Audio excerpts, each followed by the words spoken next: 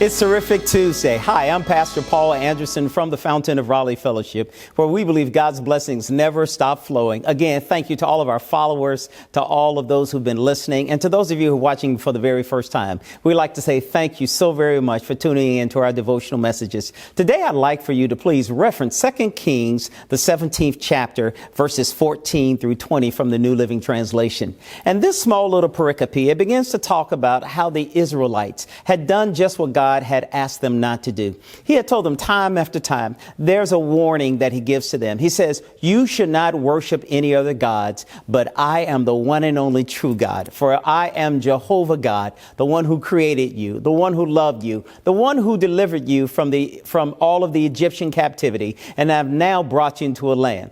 It is amazing, even when God tells us what we should not do, we sometimes as people, we're always deviant. We want to do what we feel like doing. And in this particular passage, he begins to talk to them about worshiping other gods. Now, these two gods that are referenced in this text are Baal and Ashtoreth. These are the two ancient fertility gods. Baal is the male counterpart and Ashtoreth is the female counterpart.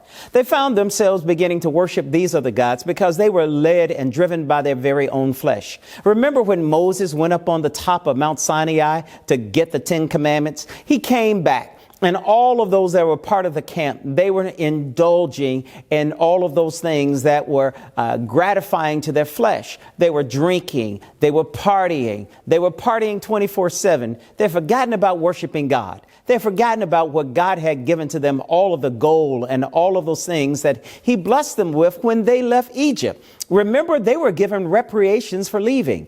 Oh, Pharaoh told them, take all the gold that I have, just be away from me, be gone. And now after God has not only taken them where they wanted to be, but he also gave them gold as they left, they took what God gave to them as a blessing and they turned it into idol worship. It's amazing how you and I sometimes do the very same thing.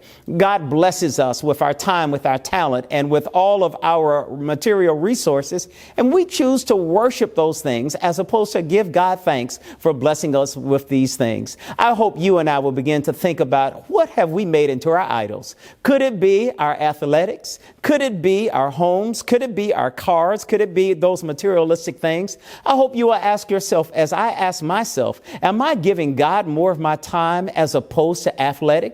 You know, during this season in which we're in, if you're not careful on a Sunday afternoon, you can spend 9 hours watching football if you're a football enthusiast. It all depends on what our gratifications are to our flesh. I encourage you to make sure that you worship the one and only true God, the one who saves us from our sins and redeems us. I hope and pray on this terrific Tuesday, you'll say it's terrific because God has blessed me and I want to be a blessing to the people of God. May God bless you, and I look forward to seeing you on Wednesday.